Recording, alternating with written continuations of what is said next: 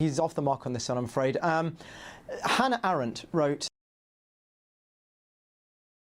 in 1950s and 60s a lot about the banality of evil, and she looked at the oppression. She followed the Eichmann trial. She looked at the oppression of German Jews coming from a secular Jewish family herself, and the idea of being a refugee and an asylum seeker and a migrant.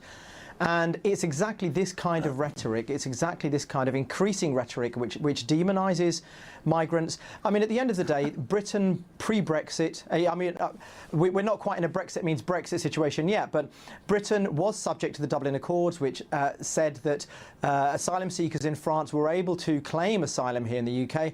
The idea that you dismantle a camp where you've got thousands of people, who 90% of whom are refugees. Look, please leave the oinking and squeaking just for a second. Let me finish my point, and then you can come in, right? Don't be rude. Don't be rude. I mean, you're telling the truth. 90% of them are not refugees.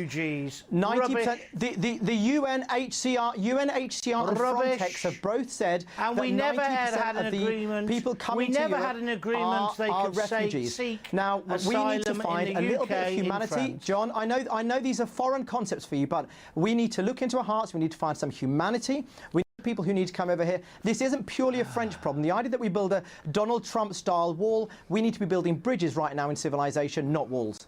Now, the French Interior Minister, he said... Hang on a minute. He's totally misrepresented what I said, which is why he's banned on most BBC and most TV But, John, you did say that it was a French problem. No, he's totally... Excuse me. He totally misrepresented me. What I said was it's a wholly But John, you French just libelled me and said I'm banned. If you want to take the libel back, if you want to take the defamatory comment back, say I'm banned. I'm not banned, John. I'm not banned.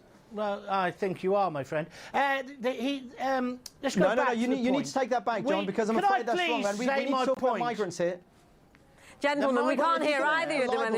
And John, Mo, John, he did. I'm not willing to continue. Yeah, I'm not willing to continue. John, Mo did say you did say it was a French problem, John, didn't you? You said it was a British problem. No, but hang on a minute.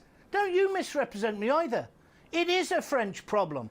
These people are France. It's a wholly French problem. The French should deal with it. If those migrants get to Britain, it becomes a British problem. Mo answer is completely and utterly, factually wrong. We have never accepted asylum seekers who are claiming in France. You can only claim asylum if you are in Britain. There was a proposal by some top French politicians that our people should start to evaluate them in France, but that is not what we do. It's not the process. It's a French problem. The French are not dealing with it, and the French if I can just should come back deal to with it. John, let's look at it. I'll take lessons from Mo Answer on terms of humanity. Our country is one of the most tolerant in the world. Okay, should we go, John? Let's look at your points. Accepted many asylum seekers. I will not be painted as a racist by somebody like Mo Answer. Okay, Mo, before you answer that, John, let's look at the clip now and see exactly what those French politicians proposed about the people living in Calais and seeking asylum in the UK while they were in France. Just let's have a look.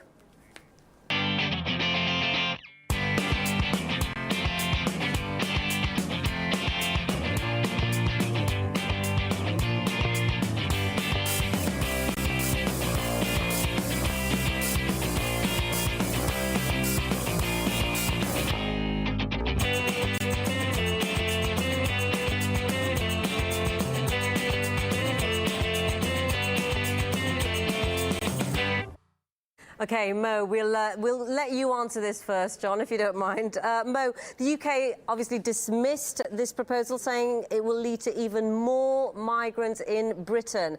Mo, let's hear your view on this first, and then we'll come to you, John.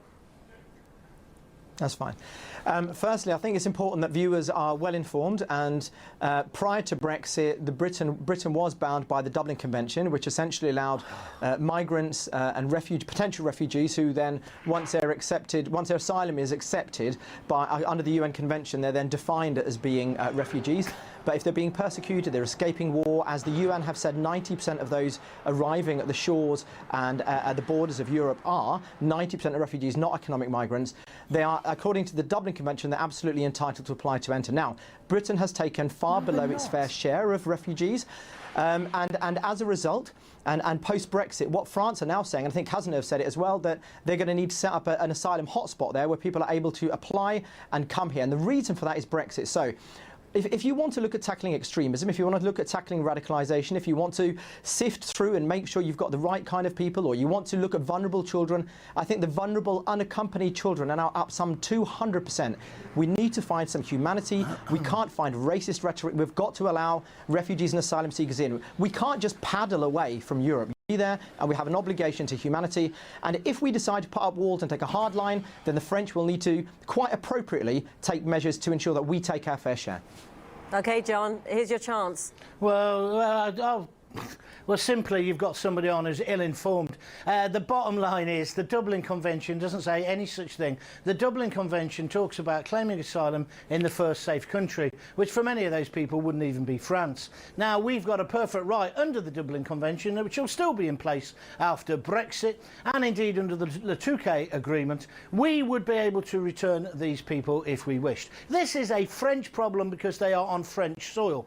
Certain right-wing French politicians are trying to suggest, to try and stem off the problem of the Front National and Marine Le Pen, they're trying to talk tough on this and say that Britain should do more. We do enough. If people get to our country and claim asylum, they're treated in the right way. We have the correct methodology. Also, our former Prime Minister, David Cameron, said he would take 20,000 people in from the camps, which is the right idea, in Jordan, etc. And when we talk about the unaccompanied children, may I point Mr. Answer to the BBC report, which is talking about this today. The biggest rise in so-called unaccompanied children are children between the ages of 17 and 18. Can I refer him to the attack in Bavaria with a machete by a man who claimed he was a boy, he'd been living there for a year, claimed he was an Afghanistani. He actually turns out to be a Pakistani, and he turns out to be 25. We are not